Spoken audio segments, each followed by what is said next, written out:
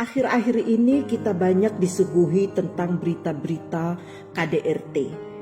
KDRT adalah kekerasan dalam rumah tangga di mana korbannya itu terutama kebanyakan adalah istri atau perempuan. Memang korbannya tidak mesti perempuan, bisa jadi laki-laki. Jadi KDRT itulah semua bentuk kekerasan yang terjadi di dalam rumah tangga.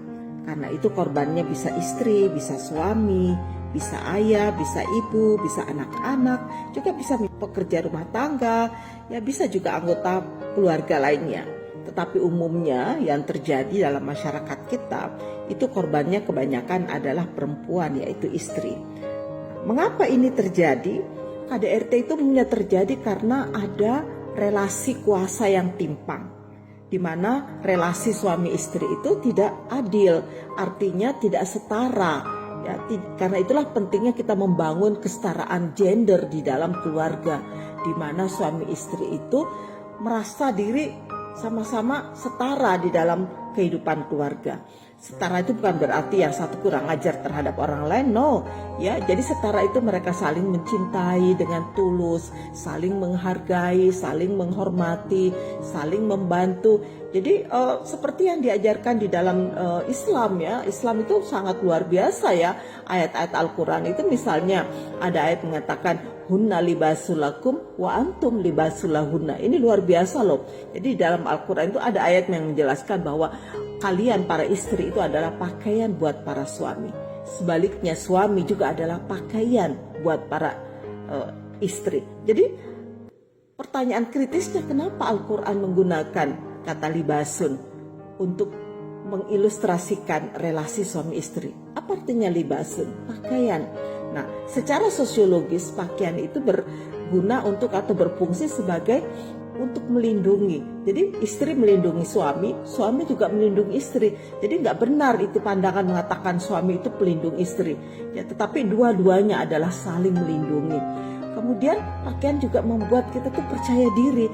Jadi dengan suami kita merasa percaya diri. Demikian pula suami merasa percaya diri, ya, dengan kehadiran istrinya. Jadi keduanya itu merasa saling membutuhkan, ya, saling melengkapi satu sama lain. Itu adalah relasi yang setara, relasi yang penuh dengan nilai-nilai keadilan, ya, nilai-nilai kasih sayang, nilai-nilai kemanusiaan, nilai-nilai yang penuh dengan spiritualitas, ya.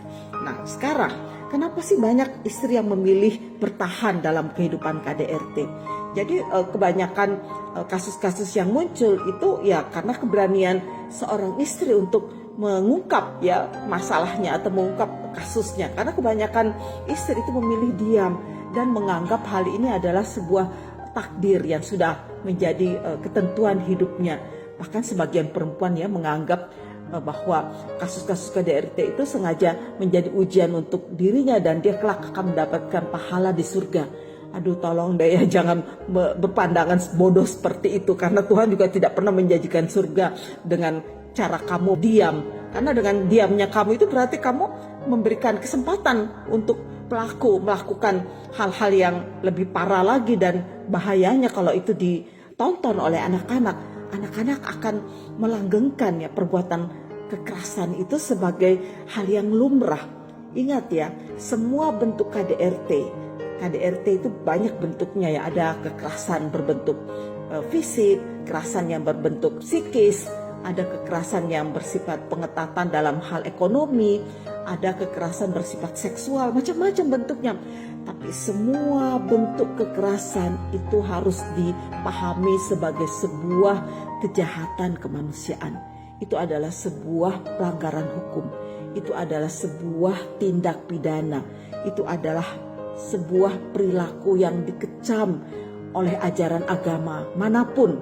Karena itu yakinlah bahwa kekerasan dalam rumah tangga apapun bentuknya itu menyalahi ajaran agama, dan itu harus disampaikan secara terbuka di masyarakat.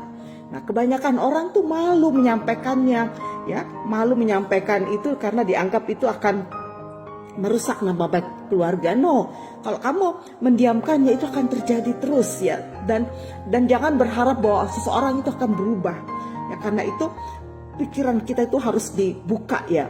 Yang kedua, Jangan merasa hancur karena KDRT. Hilangkan rasa takut. Jangan bertahan demi anak dan demi alasan apapun ya. Jangan percaya bahwa kamu bisa mengubah pasangan kamu. Karena itu mari kita semua bangkit untuk menghapus, menghentikan semua bentuk KDRT dalam bentuk apapun demi masa depan yang lebih berkeadaban.